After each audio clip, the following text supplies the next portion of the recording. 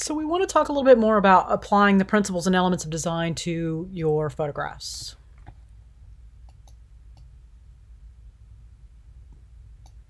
Okay, here we go.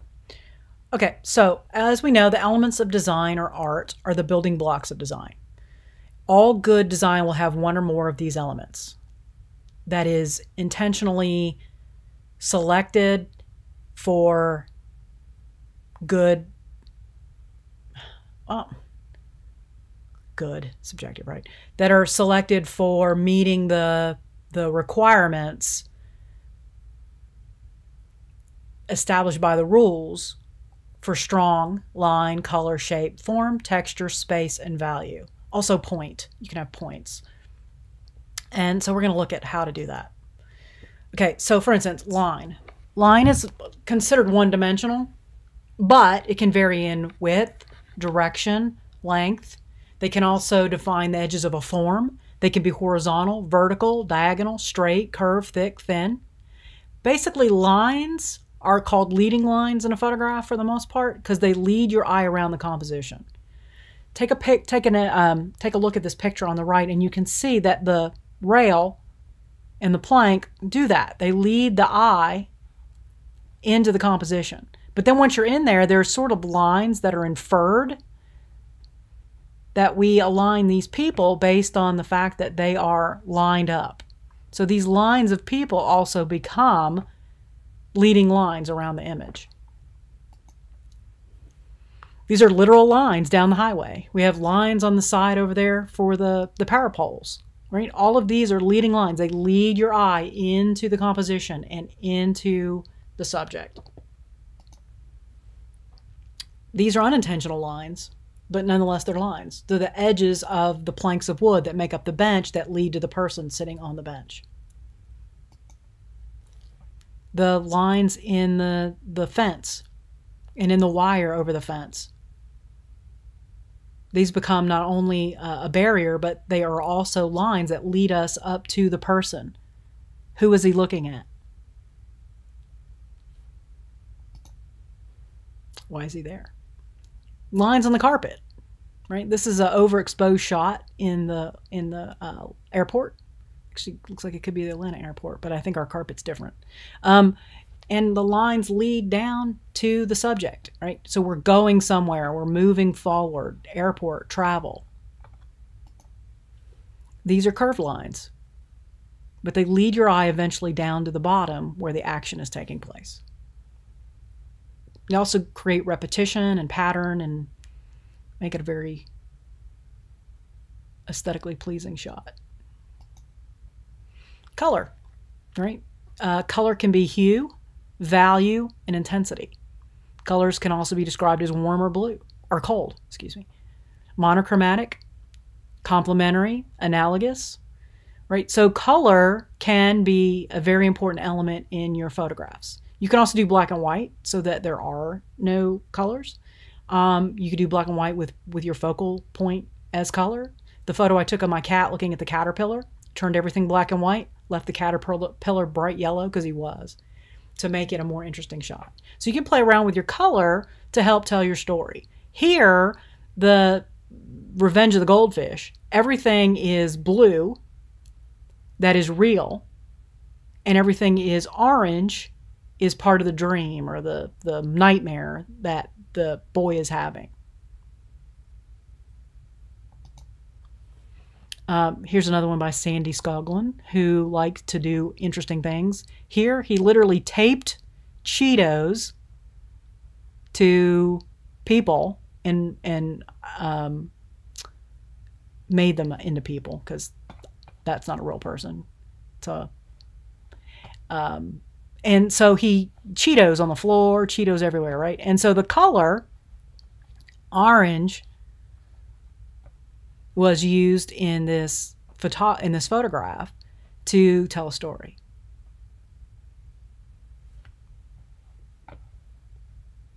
But you see, not everything was covered in Cheetos. You can see some of the people. And that gave it that little, it broke it up, right? Because if you think about it, if everything was in Cheetos, this wouldn't work. The reason it works is because you have some contrast. with the people not being covered in Cheetos. He did this without Photoshop, by the way. All of this was done before Photoshop was even available to people. And so all this was done, and I don't know how he did this. I don't know if they were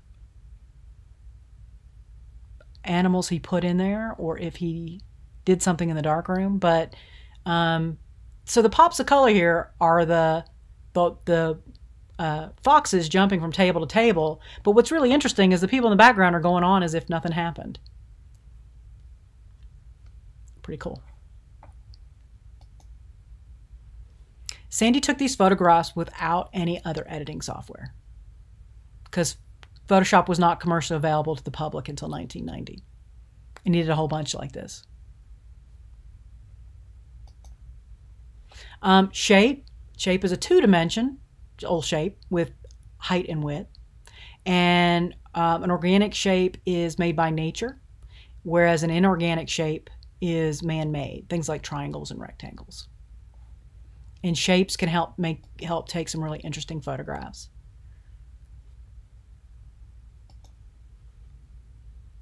This whole scene is made out of rectangles and cubes, except for these cylinders.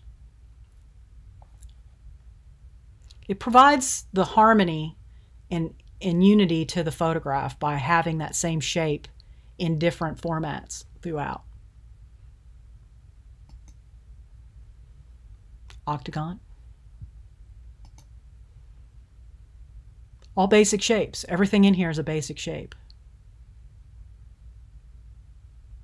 What makes it interesting is the way the shapes come together.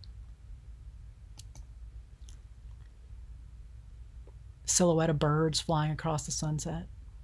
That's still a shape. That's an organic shape, though. Form is three-dimensional, has height, depth, width, and depth. Photographers emphasize form by the use of shadows and highlights. And this is another Ansel Adams shot, right? The shadow and the highlights create that three dimension in the picture.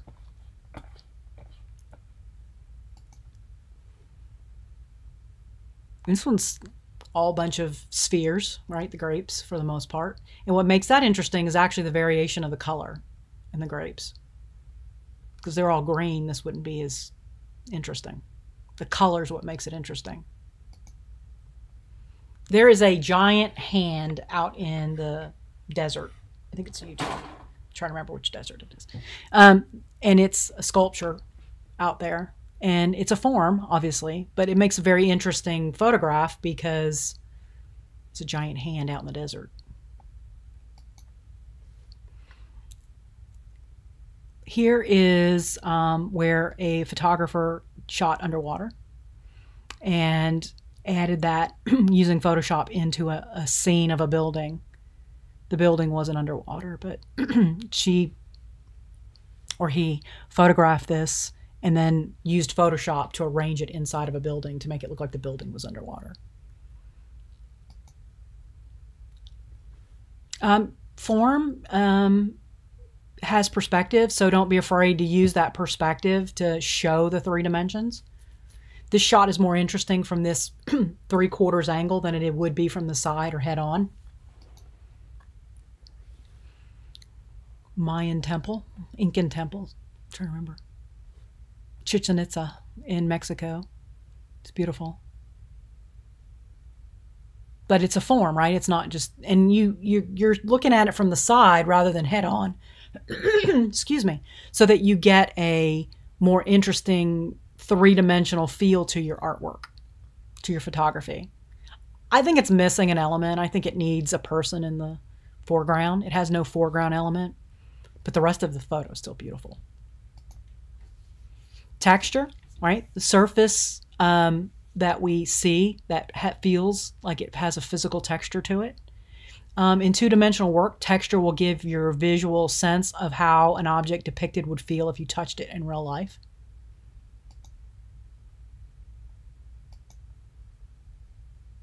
So a lot of texture here. You know that if you reached out and touched it, it would feel.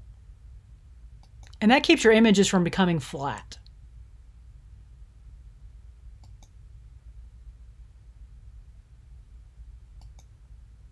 Space. So real space is three-dimensional. And so within a work of art, we want to show a series of progression.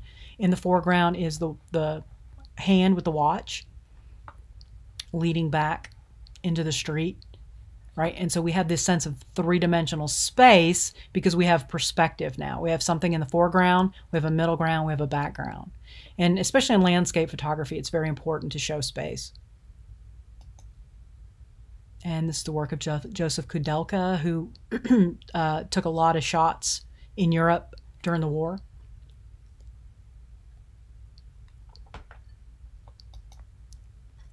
Gypsies on the side of the road in Europe.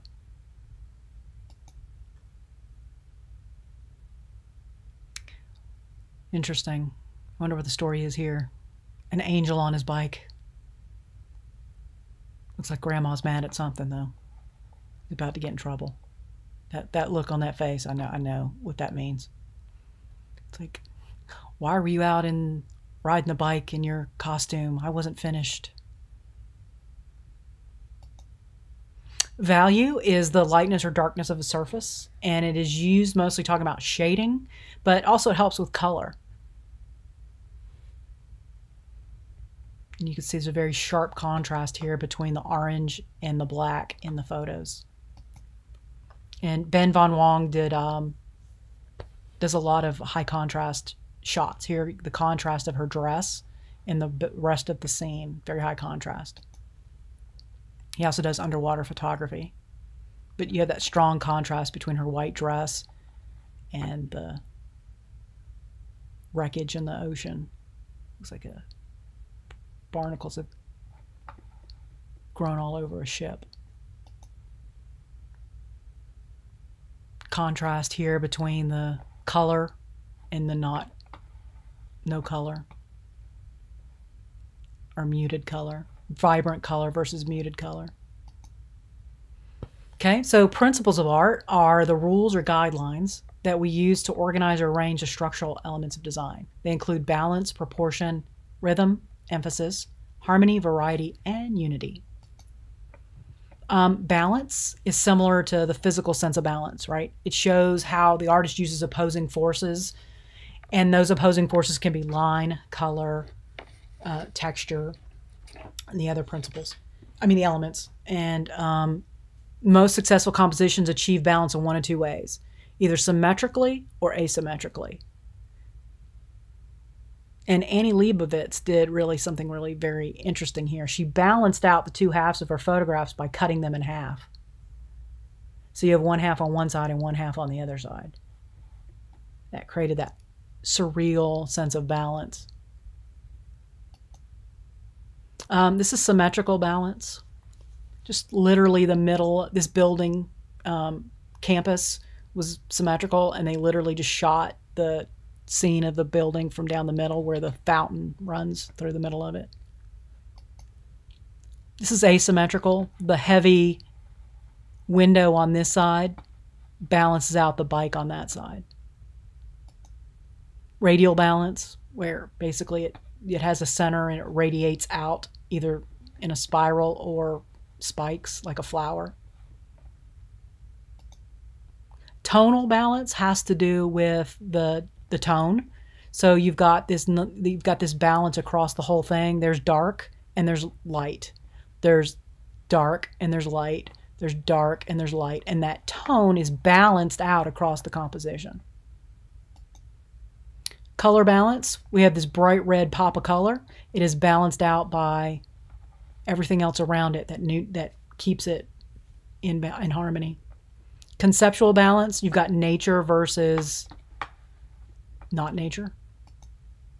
Okay, we're going to stop here and pick up in the next video.